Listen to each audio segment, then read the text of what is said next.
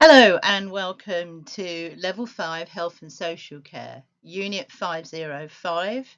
We're looking at working with service users with complex needs. And this is week 2 of our sessions. And we're going to look at some of the legislation and we're going to look at a little bit about service user involvement. Okay, the objectives for this week are from task 2, the 2 criteria. Criteria 2.1, linking to legislation, discuss how you can promote independence in service users. This basically means, write about how you can promote independence, but linking to where this is referred to in legislation. Okay, so that needs to be your framework for your answer. 2.2, discuss some mechanisms by which service users can be involved in developing services. And this is mechanisms, what tools do we use to involve service users? How do we do it? Okay. So the piece of legislation I'm really focusing on is the Care Act. There are other pieces of legislation that relate to independence, but none of them as much as the Care Act. So when you do write this answer, it's important to refer to the Care Act. I want all your answers to this question to be focused on UK legislation for consistency, okay? You can bring in other legislation, but make sure it really relates to supporting independence, okay? But as I said, the reason I'm focusing on the Care Act is because it is the one that really encompasses and drives the move towards independence. And the Care Act is actually dated the Care Act 2014. It came into effect in 2015, and it's considered to be the most significant reform of care and support in the 60 years. And the whole point is it's about putting people and carers in control of their care and support.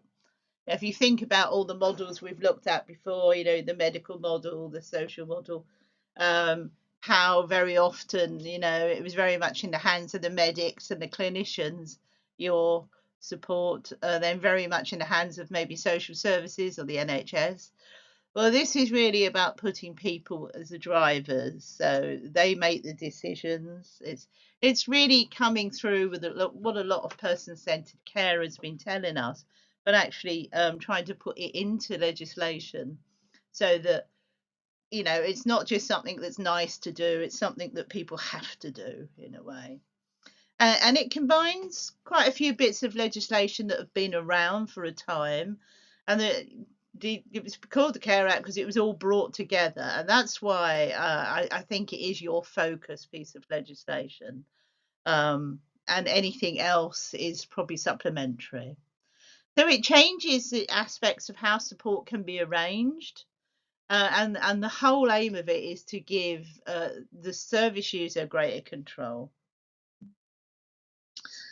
So the most significant developments, it's a huge act. There's lots for you to read. Please enjoy. But I've just picked out some of the most significant developments. And the ones that I've coloured in lilac here are the ones that I think are sort of the most important developments in a way. They're all significant, but the most important. So these are the highlights of the Care Act.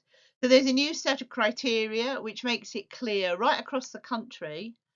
So there's a level of consistency no matter where you live, what local authorities will have to provide to support people, and because there's a set of criteria that's national, it's to make it basically an aim to make it fairer. And like I said, it does mean that if you're receiving care in one local authority and you move for some reason, maybe to be closer to family as you get older or something, that your care support isn't going to change particularly, because you should be entitled to the same sort of support, so that you shouldn't have that worry. A change in which the way local authorities complete assessments. So again, this is about getting down in legislation how important it is for the service user to be part of the assessment process. That was never really written in law. It was considered, good practice and a good principle, but now it's actually enshrined in legislation. So it's about people thinking what sort of support they need, what outcomes they want, what do they want to achieve, what do they want out of their support, what do they want out of their lives, even whether they're large outcomes or big ones. Whether it's to improve their physical well-being or their emotional well-being, they all need to be considered, as you know, because it's expected to be a holistic assessment. Some new rights for the carers.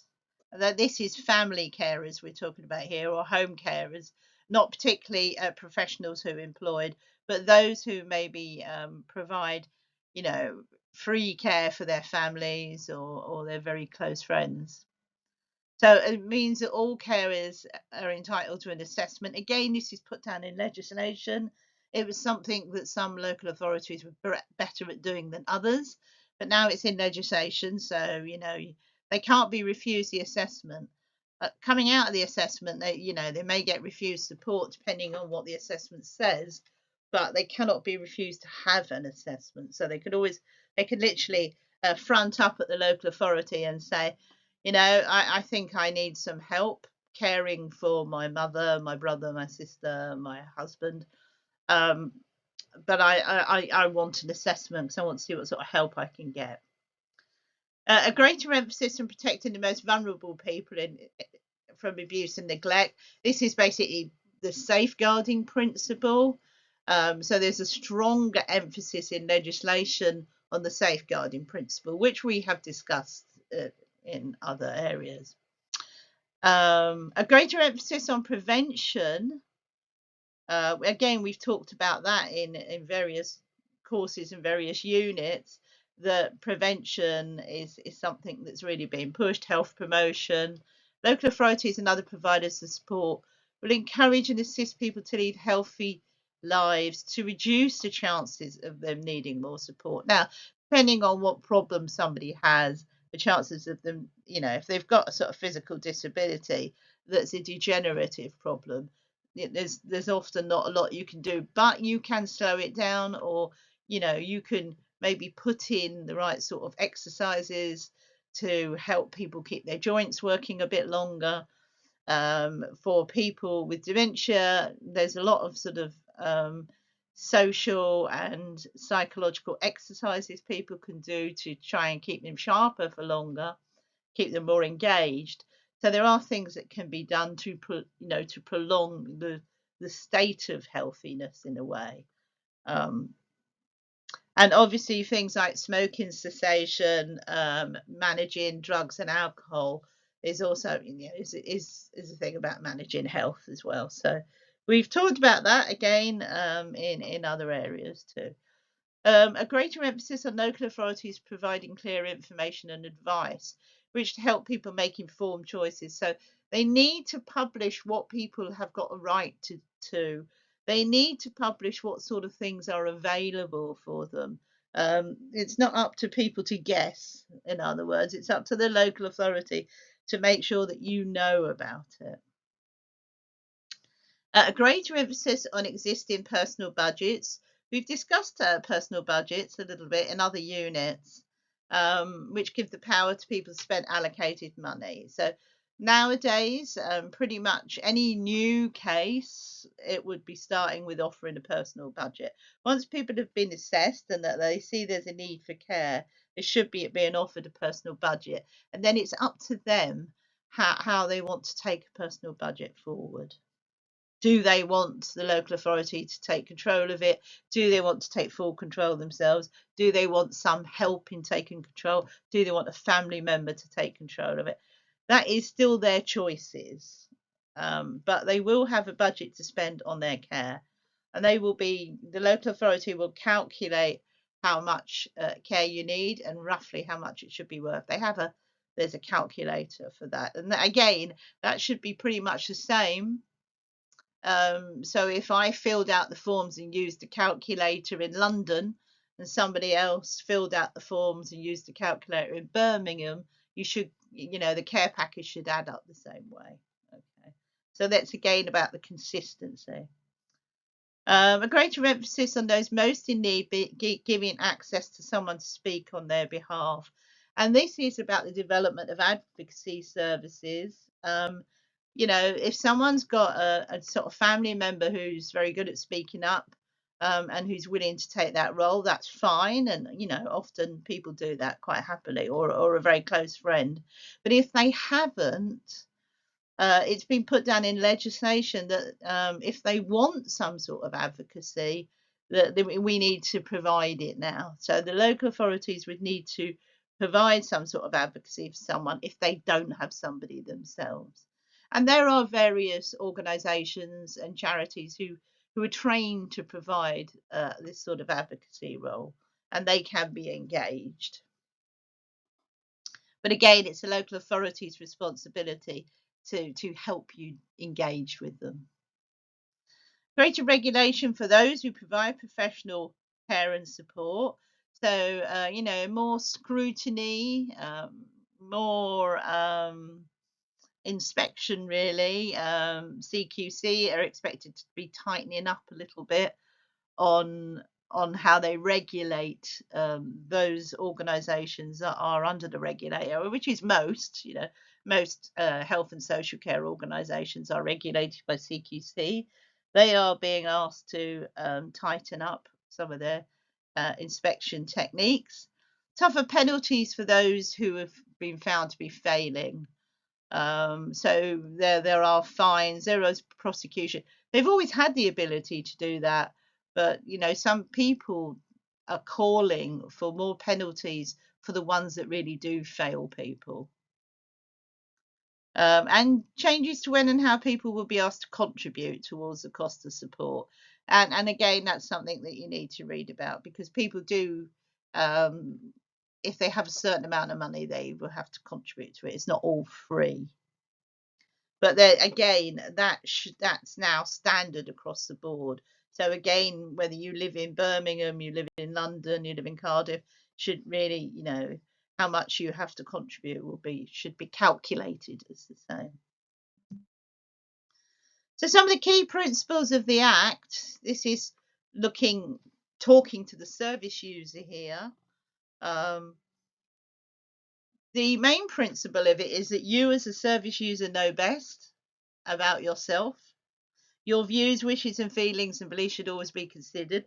Again, this is a lot of the stuff that we've looked at in person-centred care, but it's been written down in legislation. The main aim of the professionals should be on your well-being, not on saving their money, but on improving your well-being, reducing your need for care and support, and reducing the likelihood you would need care and support in the future. So there's a lot of preventative work that is expected of them to stop the care packages getting more complex. Now, we do know, as I said, with some degenerative illnesses that you'll never be able to stop that completely. But the idea is to help prolong people's independence as much as possible. Any decisions should take into account all the relevant circumstances, which means that you need to be listened to as a service user. And as a professional, you need to listen to them to make sure you've picked up all the information that's relevant. And it's up to you as a professional to go back and ask them a few times, have we covered everything? Is there anything else you want to tell me? Any decision should be made with your involvement. So legislation now says that we as professionals can't just make a decision when the person's not there. And if they don't agree with it, we can't enforce them to carry on through these decisions. We just have to keep negotiating till we get to an agreement. Your well-being should be balanced with that of any involved family or friends. So yes, it's important to maintain your well-being, but not at the cost to, I mean, if it's particularly important if you've got family members who are actually providing quite a lot of informal care.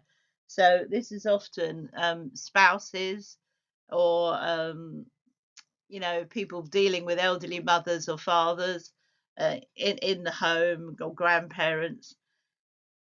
it's important. We can't expect people's well-being to suffer because they are providing care. Because in a way, when family members provide care, they are actually saving money for the local authority because we'd have to put a care package in for someone. So we've got to be real here. When family members are doing it, let's face it, they're an awful lot cheaper than having to get in another professional. So it's important that their well-being is balanced as well. So they shouldn't suffer. I mean, I still think that people do, but a lot of it is because people choose to take on a lot of things, really. But we as professionals can't just expect a care package to go along where the carers who give support are suffering. So we need to find out, then that would mean this is where the carers assessment comes in, and about whether some little package might come in for the carer as well. And this is where there's a lot of respite care. So sometimes the carers are fine, but they say, like every so many weeks, I could just do with a couple of days off, so I could go, or I could go out and see my friends and things like that. So respite care packages are really important for carers. Professionals should always work to protect you and other people from abuse and neglect. We know that. We know it's about safeguarding. We know that's part of our code of conduct as professionals. And that should always be at the back of our minds when we're working with service users. And professionals should ensure that any actions taken to support and protect you affect your rights and freedoms as little as possible. And this is about risk taking, risk management, risk aversion. We've talked about that when we've done safeguarding as well. We do know, the interventions have got to be as little as possible and restrict people's freedom as little as possible, really. I mean, yes, we could keep people safe by locking them in a room for 24 hours the rest of their lives, especially if they're a little bit reckless. But, that isn't really the principle of the Act. That isn't really supporting their independence and developing their well-being. Okay. So remember, you've always got to balance your safety and security with rights and freedoms. So if people say, I want to go to that nightclub, and you say, well, all these things can happen to you. You say, well, make it, you've got to find a way to make things happen so that the risk are mitigated as much as possible, but the person is still getting the experience, or getting some of the experience at least. In health and social care, what is independence? What is independence according to the legislation? It means having total control over your own life and any decisions made about it. I talk about total control, but we all have restrictions. And it doesn't mean that a service user has any less restrictions than the rest of us. Total control. I mean, I'm limited by, when the buses run, I don't have total control over when I can go downtown. I can only go when the bus is running, so, or unless I want to get a taxi. So, yeah, you have to think about that. So it really means the same sort of controls that other people have. And of course, we're always restricted. We're always restricted by other legislation as well. Total control doesn't mean that just because someone's got a care need, they can go out and break the law in other ways, just because they've got a care need. No, they have to follow the norms and values and the rules of society in general. So within that, total control. Okay. We may become less independent as we get older due to our care needs increasing and become less mobile, but that doesn't mean to say we can't, with our support workers, be constantly looking at where we can be independent. With the right care packet in place so people can still enjoy independence. And just because people may be in a residential care home, it doesn't mean to say that they can't have their independence maintained. There's a responsibility of the people who run the care home, and yourselves as professional staff, to make sure that wherever possible, your residents are maintaining their independence, and you're able to demonstrate that to the regulators when they come along.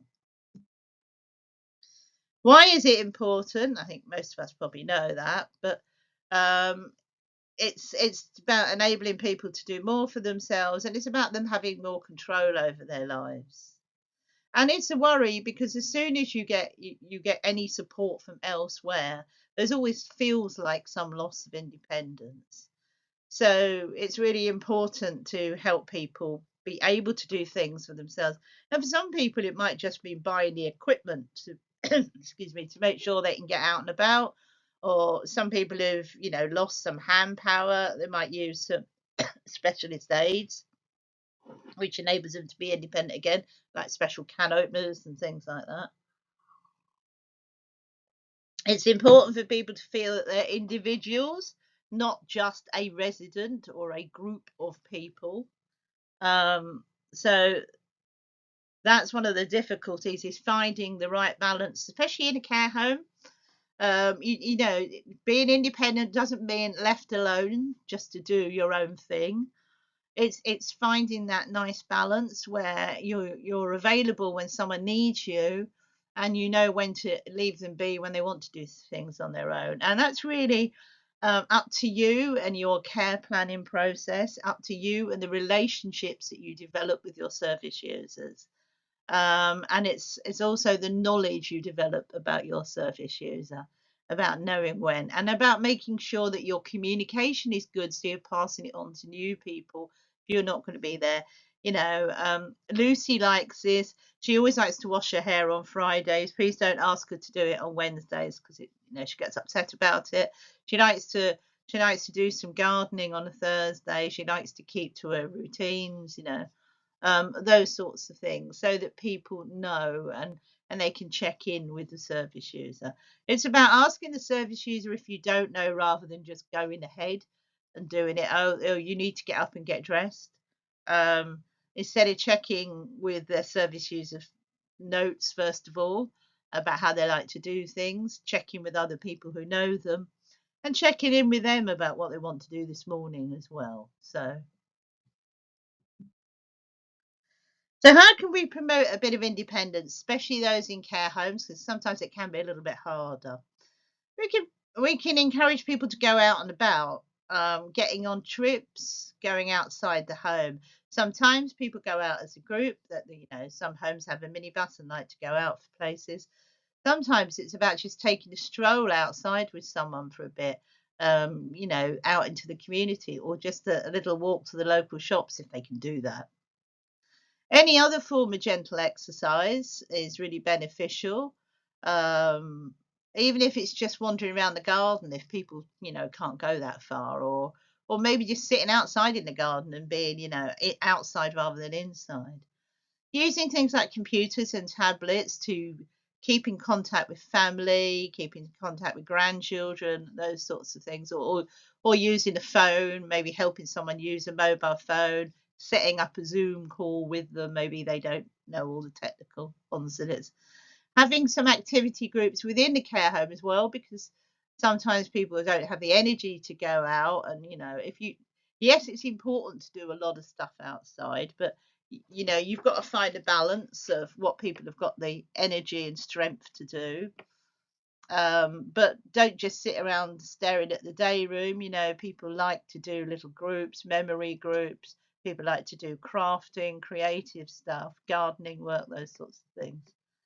Moving around the care home, not being restricted to certain rooms, not just having to sit and wait for a carer, making sure maybe that people have got a walking frame, or a stick, or a wheelchair if they need, so they can actually get stand up and get round on their own when they can, rather than just being stuck somewhere.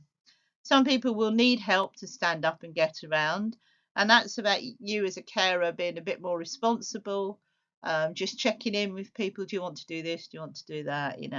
And making yourself approachable so they can feel able to call you and say, look, can you take me? Can you take me out into the garden? I want to sit out in the garden for a bit. I can't quite make it. Um, some routine things like making choices about their own diet and meal selection, having a menu planning session where people can get involved in choosing the menus, And then making sure that people have a choice in the, every day. So there's not just one meal available.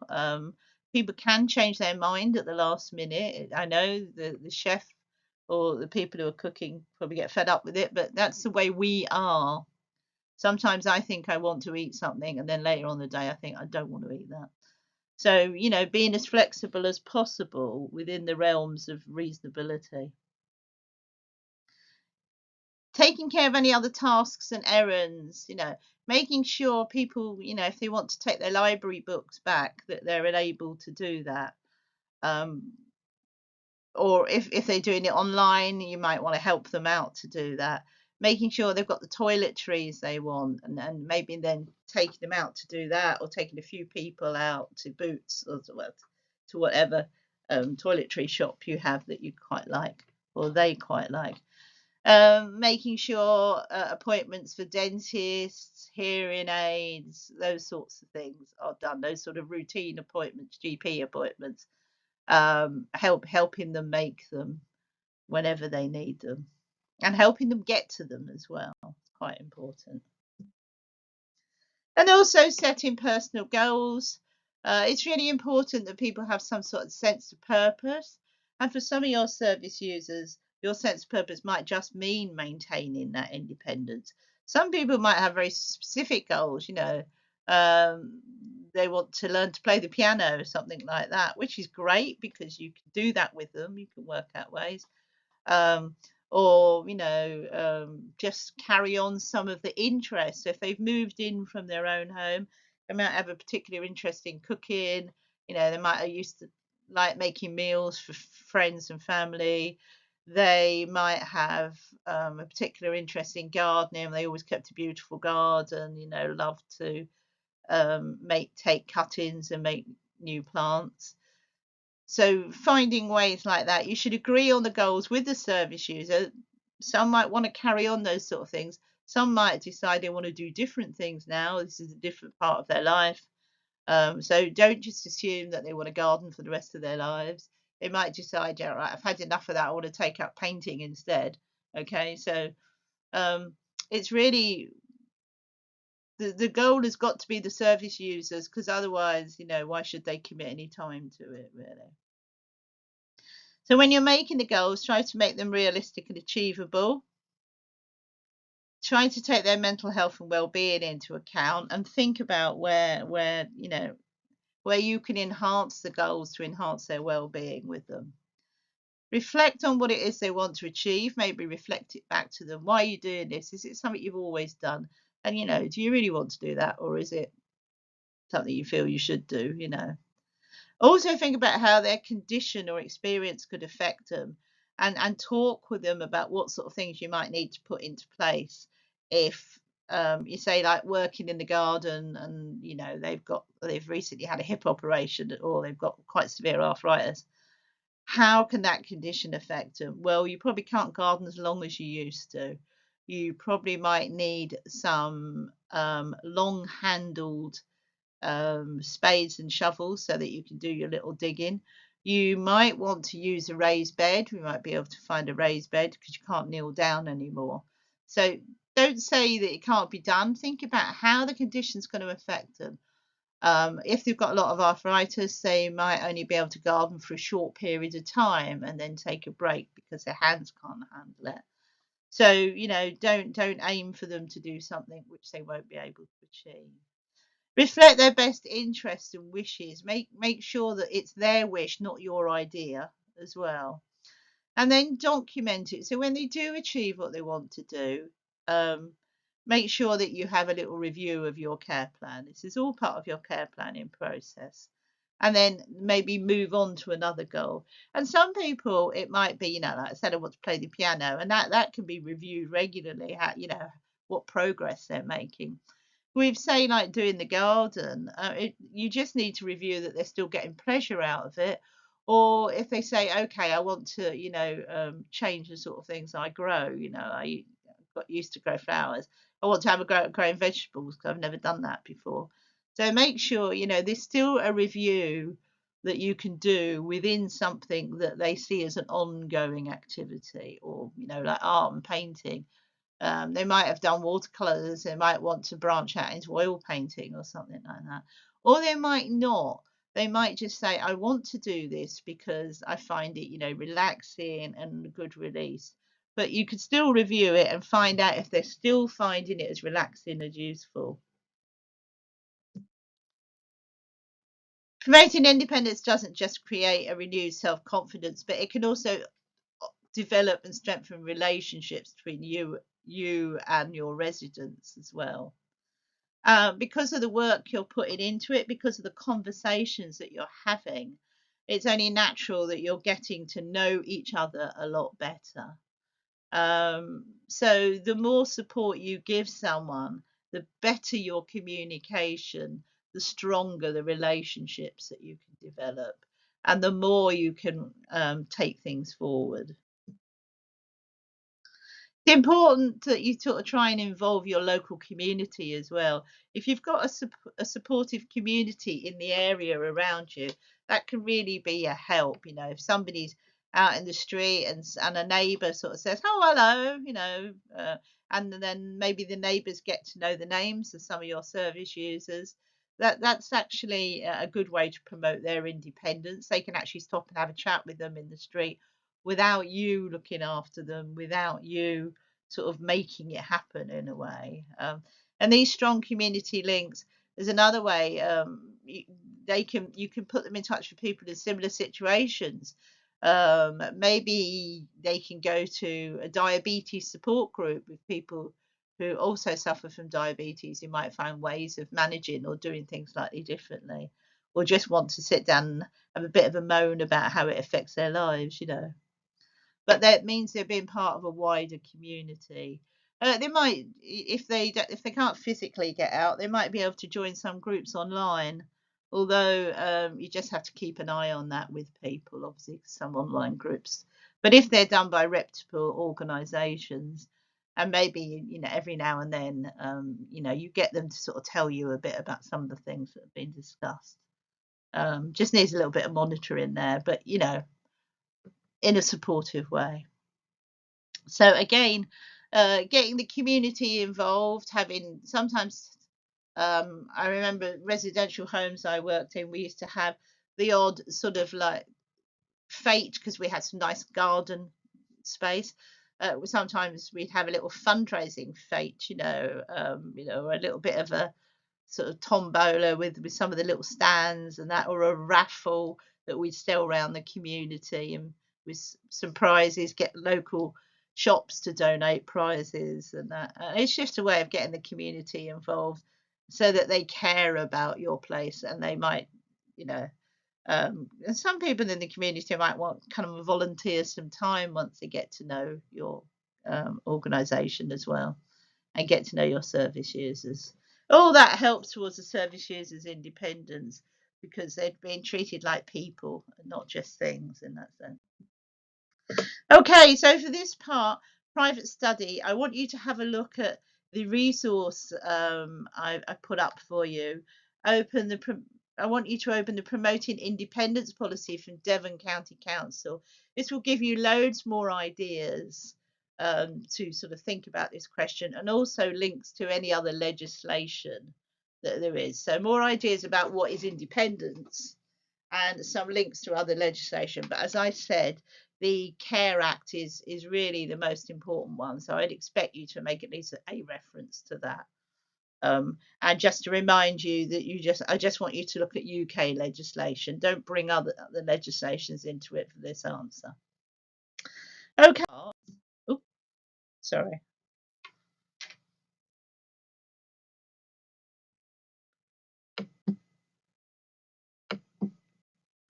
We're looking at levels of involvement, really. So how can we involve service users in making decisions? Okay, there's a bit of a ladder here. There's different levels of involvement. The first one is no engagement at all, not involved with them. The first one is using them for information, like we tell you something and we just spread out the information. This is happening on Friday night at this time. Not really asking their views, but just giving them the information.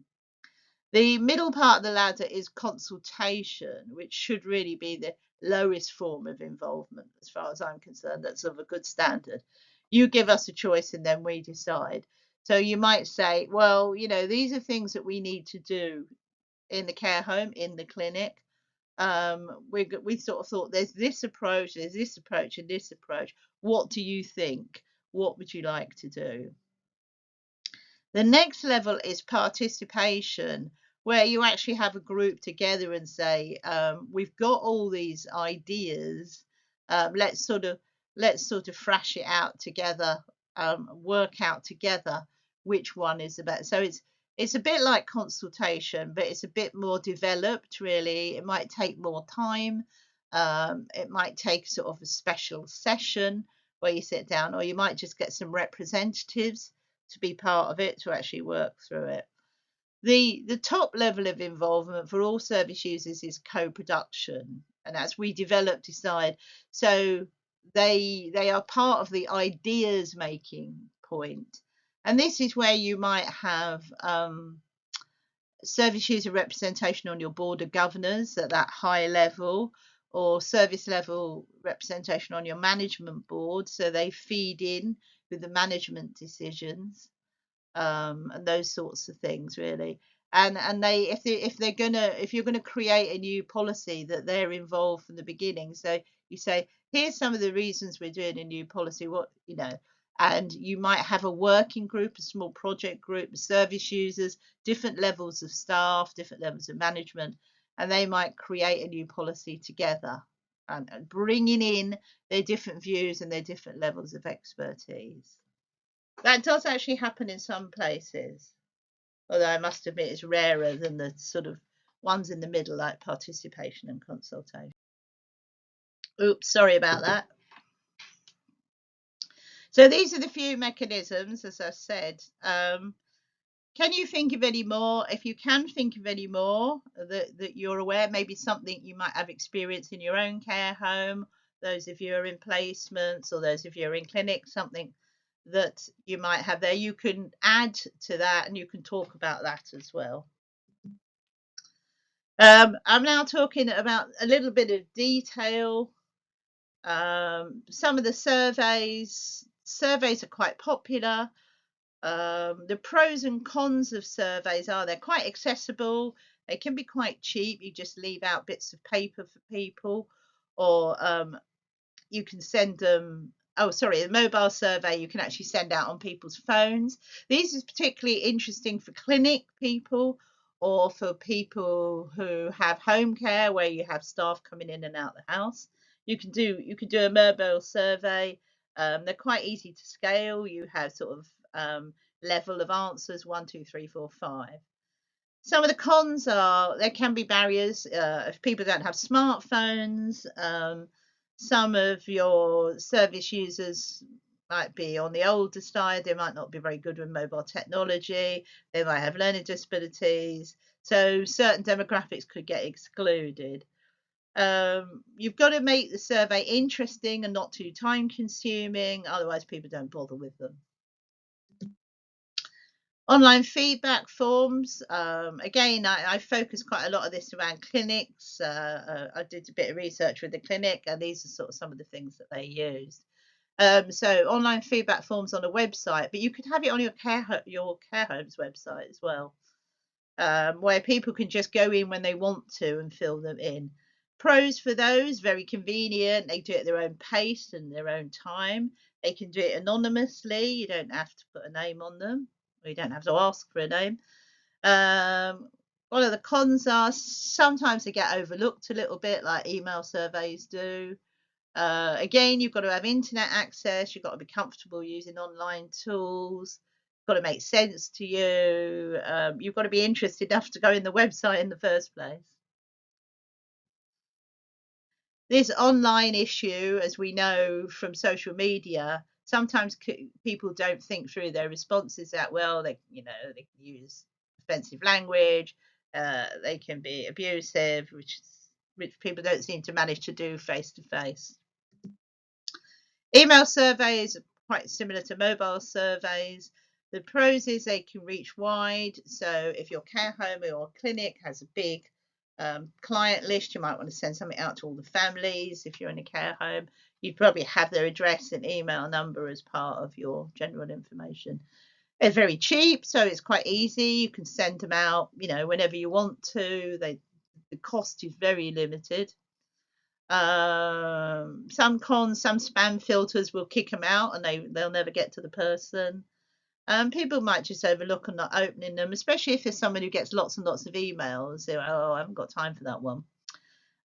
They can be less personal, so they might not engage people in the same way.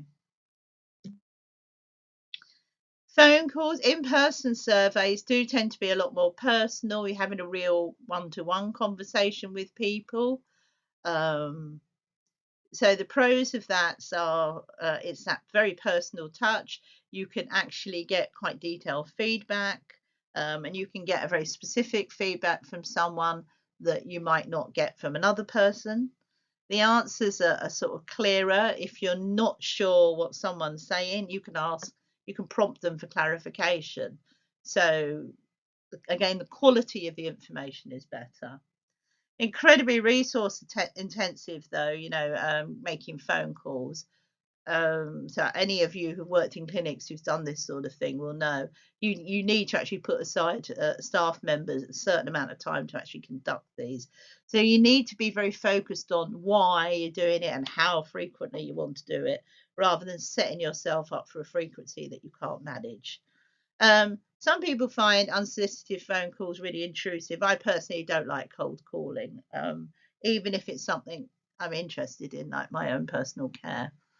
The presence of an interviewer, sometimes people feel a bit awkward saying something to a real person, a bit embarrassed or a bit shy, so that can affect the way they answer. Paper surveys, particularly used a lot in clinics. You can just hand them out as people go into their appointment. You can ask them to fill it out before they leave and leave it with you. Not so easy when you're dealing with service users, and it's not something you do in a care home just after helping them get up and washed and dressed and that, but it's something you could do to families every now and then when you visit, or you could just have them available. So when a family member comes in, you could just give them to them and say, you'd like to take that and have a look at it. Pros is often they're quite simple. There's no tech involved, so it's literally you just need to provide them with a pen. The cons are they can be inefficient. Someone's got to spend the time gathering all the data and turning it into a nice format, and making a report out of it. There's some environmental issues nowadays, lots of paper used, which has a cost and an environmental impact. Obviously, if you have a pile to work through, the odd one can get lost as well. Again, they have lower response rate. People often just disregard them, just walk past them, or throw them away. If you make them take them with you, they just throw them away when they leave. A feedback kiosk. This is really very popular in clinics, outpatients departments, various areas where there's some sort of reception. You could actually do one like this in a care home. It's not a problem, although it doesn't give you a lot of detail. This sort of digital interfaces, as you can see from the picture, it allows people to leave some information. They tend to be like on a tablet screen. As you can see, this one's got a little post, and they usually often have the smiley face colours. I've certainly done these in motorway services toilets. They have them all the time on the entrance to the toilet, where you can press, like a green, orange, and red smiley or unsmiley face. And it's like, are you happy with the service? Is the toilet clean and tidy? And you get immediate feedback because they're digital and they're set up and they're constantly gathering the information, so you can actually go in and look at it. So again, if you've got a very big clinic where you have lots of patients coming to in and fro in. These can be quite good. They're quite user friendly because they're the smiley faces and you just tend to touch them. Most people can usually get to grips with them, even people with, learning disabilities, things like that. As long as you keep the question quite um, simple, and you can't have too many questions, really. Most of them that I've done have just got a single question, but I think you can get some where you can do 2 or 3 questions. But after that, people will start to disengage. So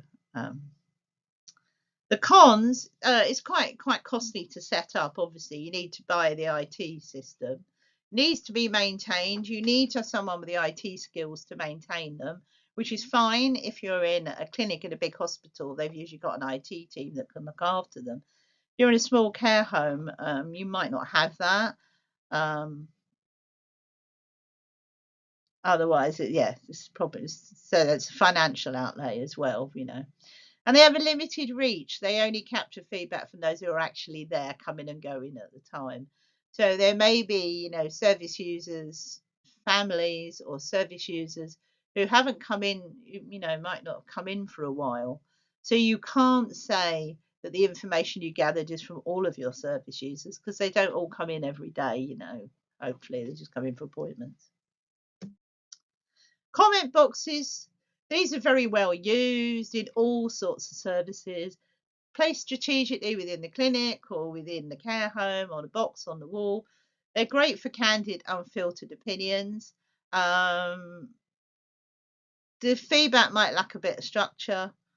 The pros of them that they can be anonymous. They're very low tech. Someone just needs to find a pen and a bit of paper. They can write them elsewhere and just when they're going past a comment box, pull it out of their pocket and pop it in. So it's quite easy to use. Doesn't cost anything to maintain at all. Once you put a little box on the wall, nothing really. The feedback's quite unstructured because it can be talking about all sorts of different things. But that sort of can be useful as well because it can bring up things that are maybe, if you asked a specific question, you'd only be talking about that, but they might come up with things that you haven't thought about. So that's there is a joy of a comments box as well. It's inefficient because you've got to find a way to bring all the responses together. So again, it's quite a large piece of work for someone. It can be done, but it requires quite a lot of extra work for someone to put the responses, because you could have every comment could be on a different issue. So it's hard for you to create any figures. So you need someone who's like really quite good at managing data to actually do the analysis on it. And if every single one is on a different issue, then it's really time consuming doing the analysis. Here's a little piece of research I found out on patient feedback collection methods comparison. And if you have a look at the percentages on the response rate here, you'll see that they're all fairly low.